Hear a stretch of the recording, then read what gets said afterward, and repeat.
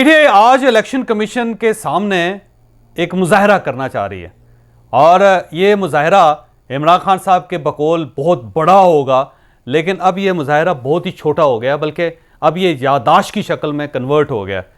आपको याद होगा कि इमरान खान साहब ने जब इसकी अनाउंसमेंट की थी तो उन्होंने कहा था कि एक भरपूर किस्म का मुजाहरा होगा और ऐसे लग रहा था जैसे ही लॉन्ग मार्च से मिलता जुलता मुजाहरा होगा। तो उस वक्त इमरान खान साहब ने क्या कहा था, आप सबसे पहले वो मुलाहिजा कीजिए। कोई इस इलेक्शन कमीशन के ऊपर कॉन्फिडेंस नहीं है। जुमेरात को दोपहर को हमने इलेक्शन कमीशन के सामने प्रोटेस्ट करना है कि ये रिजाइन करें। अब इसमें इमरान खान साहब के जज्बात ये बता रहे हैं कि ये कोई बहुत ही खौफनाक मुजाहरा था जो प्लान किया था पीटीआई ने, लेकिन कल रात पीटीआई ने इस मुजाहरे को कन्वर्ट कर दिया और इसमें कहा गया कि पार्लिमानी लीडर्स जाएंगे, फिर हमारे कुछ वकला जाएंगे, फिर इलेक्शन कमीशन से बात करेंगे, वहाँ पे खड़े होंगे और उसके बाद फिर वहाँ से वापस आ जाएंगे। ये जो एक बड़ा मुजाहरा या लॉन्ग मार्च टाइप एक जलसा जो जुलूस था वो उन्होंने कल डिसऑन कर दिया। उन्होंने कहा कि हम इस किस्म का कोई मुजाहरा नहीं करना चाहते। अब सवाल यह है कि जब इमरान खान साहब ने इतना बड़ा ऐलान कर दिया था तो आज तो फिर उन्हें रेड जोन चोक कर देना चाहिए था। आज तो यहाँ पे कोई ना बंदा नज़र आना चाहिए था, ना कोई बशर नज़र आना चाहिए था। हर जगह पे पीटीआई के झंडे होने चाहिए थे और अवाम का एक सैलाब होना चाहिए था जो ठाठे मार रहा हो। और उस फॉर्म में, उस शक्ल में जब पंजाब में भी आपकी हुकूमत हो तो आप पूरे पंजाब को बाहर ला के मुहासरा कर सकते थे इलेक्शन कमीशन का, लेकिन पीटीआई ने ऐसा नहीं किया। अब सवाल ये है कि पीटीआई ने ऐसा क्यों नहीं किया। इसकी दो वजूहात बयान की जाती हैं। पहली वजह तो पीडीएम को कहा जाता है कि कल जब पीडीएम का इजलास था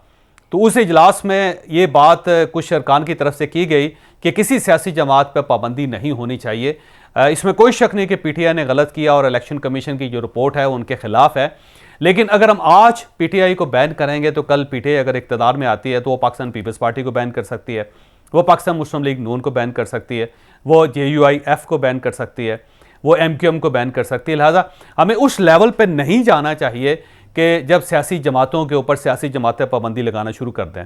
तो वहाँ पे मौलाना फजलुर रहमान साहब और कुछ दूसरे हजरात का ये कहना था कि जब इमरान खान साहब की हुकूमत थी तो उन्होंने किसी जगह कोई कसर नहीं छोड़ी।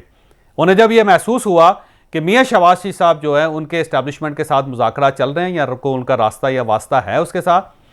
और ये किसी वक्त भी प्राइम मिनिस्टर बन सकते हैं और मेरी कुर्सी छीन सकते हैं, तो उन्होंने 2 बार मियाँ शहबाज शरीफ साहब को गिरफ्तार करके उन्हें नैब के हवाले कर दिया और नैब ने 90 दिन उनको अपनी हिरासत में रखा। इसी तरह जब उनको ये पता चला कि हमजा शहबाज साहब जो है वो भी चीफ मिनिस्टर बन सकते हैं पंजाब के, तो उन्होंने उस्मान बुज़दार साहब को उनकी एक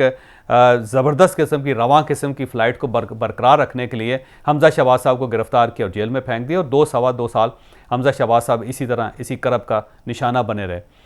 और इसके अलावा जब एहसन इकबाल साहब, आपको याद होगा कि लंदन के अंदर एक मीटिंग हुई थी जिसमें ये फ़ैसला हुआ था कि जो आर्मी चीफ़ की एक्सटेंशन है उसके लिए पाकिस्तान मुस्लिम लीग नून वोट देगी और उस वक्त एहसन इकबाल साहब को ये कहा गया था कि आप पाकिस्तान जाके आप मौलाना फजलुर रहमान साहब मिल के मियाँ नवाज शरीफ साहब का पैगाम उन तक पहुँचाएँ।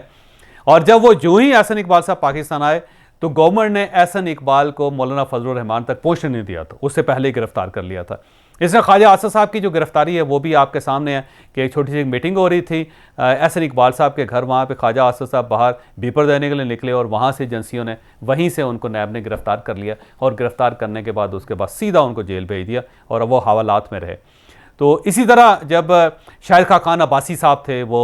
उनके ऊपर एक झूठा केस बना दिया गया LNG का और उसके बाद जितनी अरसा वो जेलों में रहे वो भी आपके सामने। मिफ्ता इस्माइल उनकी मिसाल है। आप पाकिस्तान पीपल्स पार्टी के लोगों को देख लें, खुर्शीद शाह साहब के साथ क्या हुआ, कितना अरसा वो जेल में और नैब की हिरासत में रहे और नैब किसी किस्म का कोई केस उनके खिलाफ नहीं बना सकी।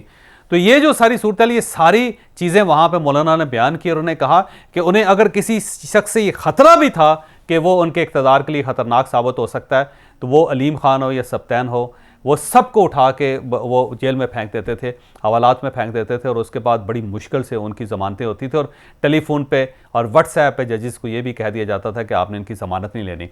तो जब आज हमें एक इलेक्शन कमीशन की तरफ से कैच मिला है और वो फेयर कैच है तो हम इसको क्यों जाने दें, क्यों ड्रॉप कर दें इसको। लिहाजा हमें आज फर्मली खड़ा होना पड़ेगा और हमें इमरान खान साहब को सबक सिखाना पड़ेगा। और उसमें अगर उनकी पार्टी बैन होती है या वो डिसक्वालीफाई होते हैं तो हमें उसे करना चाहिए, क्योंकि इमरान खान साहब बार बार ये कहते थे कि कानून की अमलदारी होनी चाहिए। और आज जब कानून की अमलदारी हो रही है तो फिर हमें उस तरफ जाना चाहिए।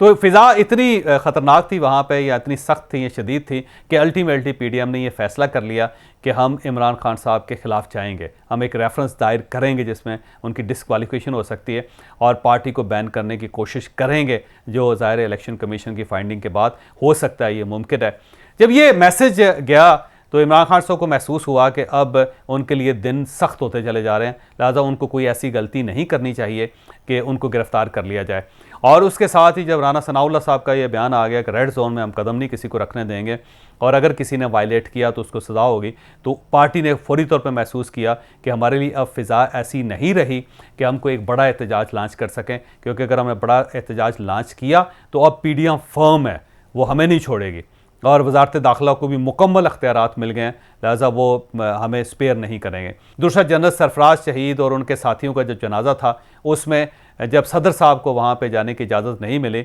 या वो जो उन्होंने एक ख्वाहिश का इजहार किया था उस ख्वाहिश को पजीराई नहीं मिली, तो उससे भी एक पैगाम फौरी तौर पे पीटीआई को मिल गया कि अब किसी साइड से भी हमें सपोर्ट नहीं मिलेगी। गवर्नमेंट उसने फ़ैसला कर लिया है कि वो आइनी हाथों से हमारे साथ निपटेगी, और जो हमें कभी सपोर्ट मिल सकती थी या जहाँ पे हमें कहीं ना कहीं कोई ना कोई गुंजाइश हो सकती थी, वो भी अब सीधे ख़िलाफ़ हो चुके हैं, लिहाजा हमें वहाँ से भी सपोर्ट नहीं मिलेगी और अगर हमने कोई गलती की तो हमें उसका खमियाजा भुगतना पड़ेगा। तीसरी जो खबर थी वो इकॉनमी का बेहतर होना। अचानक डॉलर ने नीचे जाना शुरू कर दिया और 10 रुपये इंटरबैंक रेट्स में कमी आ गई और पाकिस्तानी रुपया मजबूत हो गया। इसी तरह ओपन मार्केट के अंदर 13-14 रुपये का फ़र्क पड़ गया, और बल्कि कल का दिन एक ऐसा दिलचस्प दिन था कि जिसमें डॉलर बेचने वाले बहुत ज़्यादा लोग थे लेकिन ख़रीदने वाला कोई नहीं था। इससे भी पीटीआई को महसूस हुआ कि अगर ये रुझान जारी रहा तो ये तो 15-20 दिन के अंदर मैशत पाकिस्तान की मजबूत हो जाएगी, और जब मजबूत हो जाएगी तो हमारा ये नैरेटिव कि इन्होंने इकॉनमी का बुरा हाल कर दिया है, ये भी कटाई में पड़ जाएगा। लिहाजा 3 चीज़ें थी जिन्होंने इमरान खान साहब को सोचने पर मजबूर कर दिया। पहला, कि जब सदर साहब भी GHQ में जनाजे में शरीक नहीं हो सके, ये ख़बर उनके लिए अफसोसनाक थी। दूसरा, पीडीएम का ये फर्मली फ़ैसला कि कुछ भी हो जाए हम इमरान खान को स्पेयर नहीं करेंगे, ये चीज़ उनके इरादे में के रास्ते में रुकावट बनी। और तीसरी चीज़, जब इकॉनमी की थोड़ी सी बेहतरी आई तो उसने भी इमरान खान साहब के इरादे को कमज़ोर किया, क्योंकि उन्हें पता था कि अगर मैंने इस वक्त इस फ़िज़ा को ख़राब करने की कोशिश की तो बिज़नेसमैन कम्युनिटी सारी मेरे ख़िलाफ़ हो जाएगी। कि जब इकॉनमी थोड़ी सी भी बेहतर होनी शुरू हुई थी तो इमरान खान साहब ने दोबारा उसको टर्माइल की तरफ धकेल दिया। लिहाजा इस मैशत को नुकसान मिफ्ता इस्माइल साहब इतना नहीं पहुँचा रहे जितना इमरान खान साहब पहुँचा रहे। तो इन 3 चीज़ों ने मिल के इमरान खान को मजबूर कर दिया कि वो जो एक बड़ा सा एहतजाज करना था उन्होंने, और उस एहतजाज में खैबर पख्तूनख्वा से और पंजाब से लोगों ने आना था और उन्होंने रेड जोन को जैम कर देना था, उसको इन्होंने वापस करके उसको सिर्फ एक एहतजाजी यादाश्त तक महदूद कर दिया और ये कह दिया कि हमारे सिर्फ कुछ लीडर्स जाएंगे, कुछ वकला जाएंगे, हमारे कुछ एक्टिविस्ट जाएंगे और इलेक्शन कमीशन से दरख्वास्त करेंगे कि आप मेहरबानी करके अपने अपने घरों को वापस चले जाएं ताकि अगला इलेक्शन करवाया जा सके। तो वो जो कहते थे ना, ओए चीफ इलेक्शन कमिश्नर, अब वो कह रहे हैं कि जनाब चीफ इलेक्शन कमिश्नर साहब आप इस्तीफ़ा दे दें ताकि अगले इलेक्शन हो सके। तो ये जो ट्यून के अंदर तब्दीली आई, ये जो रवैये के अंदर तब्दीली आई, इसके पीछे बहुत कुछ है। तो आज के दिन से यूँ महसूस होता है कि इमरान खान साहब ने चीफ इलेक्शन कमिश्नर को माफ़ कर दिया, क्योंकि इससे पहले जो उनके ट्यून होती थी आज वो नहीं है। उससे पहले जिस तरह वो बरसते थे इलेक्शन कमिश्नर पे, आज वो नहीं है। तो चीफ इलेक्शन कमिश्नर को मैं मुबारकबाद पेश करता हूँ कि मुझे लगता है आपको इमरान खान से माफ़ी मिल गई।